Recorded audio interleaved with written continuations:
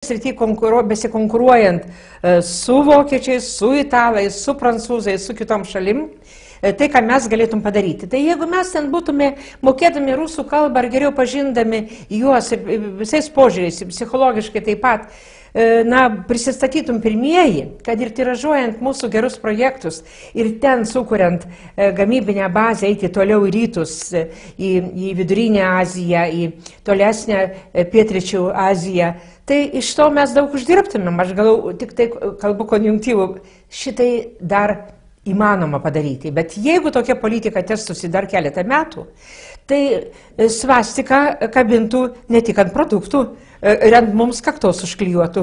Na, profesoriau, vis dėlto ar nesame mes per mažas žaidėjas, ar turime su ko eiti į Rusiją? Ne, mes visada turime galimybių eiti į bet kokią šalį. Todėl su bet kokiu produktu, kuriuo mes pagaminame ir naudojame patys, tas produktas jau kam, ar Rusijai visada tiktų. Tai buvo per amžius. Bet aš vis dėlto norėčiau dar vieną aspektą, reiškia, pabrėžti, kaip gerbiama profesorė Kazimiera sakė, kad visada reikia žiūrėti į galutinį rezultatą. Taigi, politikų ir vyriausybės ir kitų valdžios struktūrų pasitikėjimo rezultatas tai yra, kaip žmonės reaguoja ne tik į dabartinę situaciją, bet į savo perspektyvas. Lietuva šiuo metu pirmauja visoje Europoje pagal emigrantų skaičių. 1000 gyventojų neseniai buvo duomenys.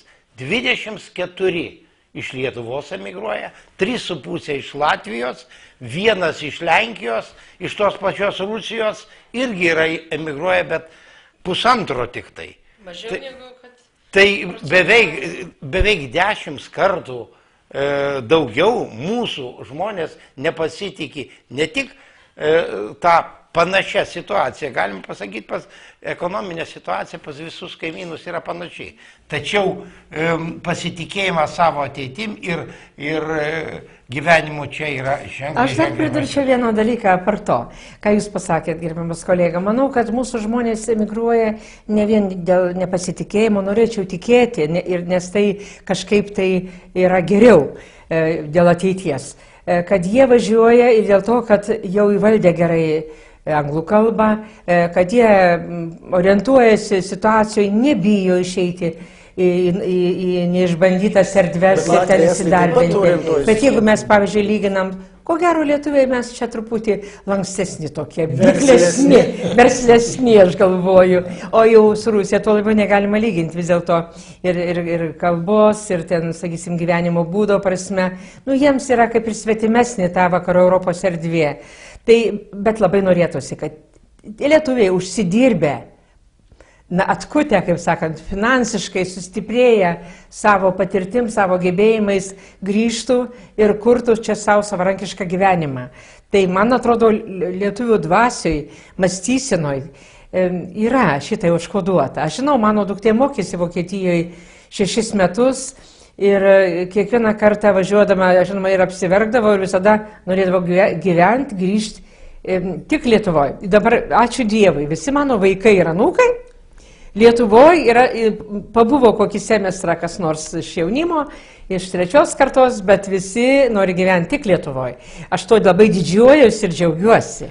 Na, profesoriau, ir vis dėlto 2011 eina į pabaigą ir galima pabandyti apibendrinti ir kas Lietuvoje įvyko. Ir štai jūs keliate tą pasitikėjimo krizės problemą. Kas vis dėlto lemia tą didžiulį abejingumą ir perspektyvos tamsą? Aš manau, kad pagrindiniai vis dėlto lemia politikų nesusikalbėjimas su savo, kaip sakant, atstovaujamais rinkėjais. Daugelis jų veiksmų, negaliu pasakyti, kad ir dabartinės vyriausybės, kad visi veiksmai jau buvo tokie labai blogi. Man, pavyzdžiui, tikrai patinka ekonominiai tie sprendimai, kada per didelės išlaidos yra ribojamos, kaip tik tai biudžetas pradedamas valdyti, jo deficitas mažinamas, tai yra logiška, teisinga ir taip toliau. Tačiau reikėtų visą tai išaiškinti plačiau ir kartu parodant kitą pusę, kur tie sutaupyti pinigai eina ir kad daugeliai sunkiai gyvenančių žmonių gyvenimas irgi gerės. Aš to linkiu sekantiem. Aš nesiginčydama, labai svarbu taupyti, ypatingai valstybės išlaidų sąskaitą, bet biudžetą subalansuoti pirmiausia reikėtų siekti didinant pajamas. Ir tai, ką mes kalbėjom apie naujų rinkų įsisavinimą, apie tokį didesnį verslumą ir apie palankius taip pat ir mokesčius, kad verslą neužgauštų. Juk iš tikrųjų PVM padidinimas nuo 18 iki 21%, jisai pristabdė visą eilę sričių, padarė mažiau konkurencingas ir tada sumažėjo įplaukos. Juk per pirmosius pusantrų metų biudžeto įplaukos sumažėjo net 8 milijardais litų, lygiai 1/3. Nuo 24 milijardų iki 16. Tai 1/3 praradus 8 milijardus litų.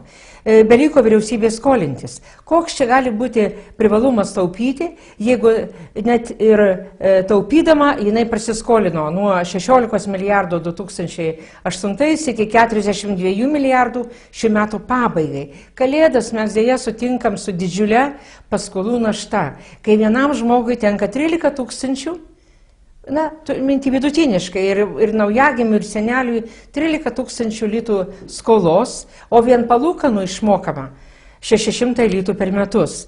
Kituomet vien palūkanų mokėti, dar be snoro banko nacionalizavimo ar bankroto pasiekmių įvertinimo daugiau kaip 2 milijardai litų. Tai yra labai liūdna situacija ir žinoma jau taupimas čia būna, žinot, kaip mirštančiam ramunėlės. Na ir vis dėlto nepaisant tokios liūdnos situacijos, beveik galime būti tikri, kad į 2012 metus vienaip ar kitaip įžengsime. Tais metais irgi reikės gyventi. Kokius juos galėtume prognozuoti? Na, mūsų ir ekonominį, ir valstybinį, ir visuomeninį gyvenimą. Na, pagal makro visos ekonominius rodiklius visi beveik prognozuoja, kad sekančiai metai turėtų būti geresni. Aš manau, kad ir Lietuva,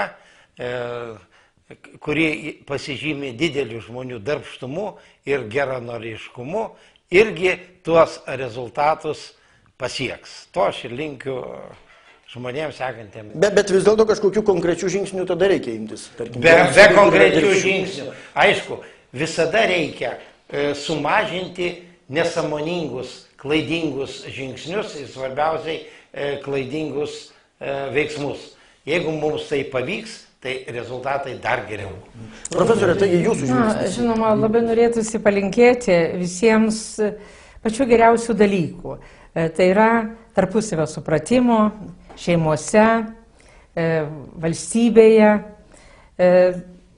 tarpusavio meilės ir taip pat, žinoma, įvaldyti visus tos rūpesčius, visas tas problemas, kurios mus slėgia iki šiol, kad turėtume daugiau optimizmo, daugiau pasitikėjimo savimi ir supratimo, kad gyvenime daug kas vyksta ne dėka geros ar blogos valdžios, o nepaisant jos. Todėl labai norėtųsi, kad mūsų žmonės imtųsi daugiau atsakomybės už savo gyvenimą ir ieškotų sprendimų tarpusavyje, bendraudami ir daugiau pasitikėdami vieni kitais. Na taip, žmonėmis mes galime tikėti, bet štai yra vienas dalykas, kuris kelia nerimą daugam. Sako, antroji krizė ateina.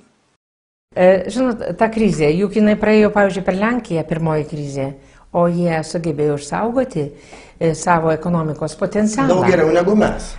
Praktiškai pas juos kritimo net ir nebuvo. Estijoje kritimas buvo žymiai mažesnis. Aišku, daug kas priklauso ir nuo mūsų pačių, pirmiausia, nuo mūsų valstybės politikos. Todėl norėtųsi, kad žmonės patys daugiau strateguotų, daugiau svarstytų, daugiau siūlytų ir kad vyriausybė taip pat priimtų dėmesin, o neambicingai darytų vienpusiškai taip, kaip jie atrodo, nes ne visada pasirodo, jinai gerai pramato. O kad prasišovė su strategijom kadencijos pradžioje, tai jau šiandien turbūt visiems aišku. Taip, profesor. Taip, krizė visada įvyksta tada, kada žmogus ar valstybė pravalgo daugiau, nei išsiaugina ir užsidirba. Taip kad aš norėčiau paantrinti gerbiamos profesorės pasakymo, kad svarbiausiai mums pirmas uždavinys gauti daugiau pajamų, išnaudojant vidinius resursus ir mūsų geranoriškus ir gerus santykius su visais kaimynais. Kai mes tik tai pakelsim pajamas, pas mus krizė ne tik neįvyks, o mes pradėsim ženkliai geriau gyventi. Na kągi, ačiū už tuos palinkėjimus, gerų ir jums metų. Ir tuo baigiame pokalbį, kurį pradėjome Rusiją ir sugrįžome iš jos į namus, į Lietuvą. Ačiū, sudė. Gerų kalėdų. Gerų kalėdų.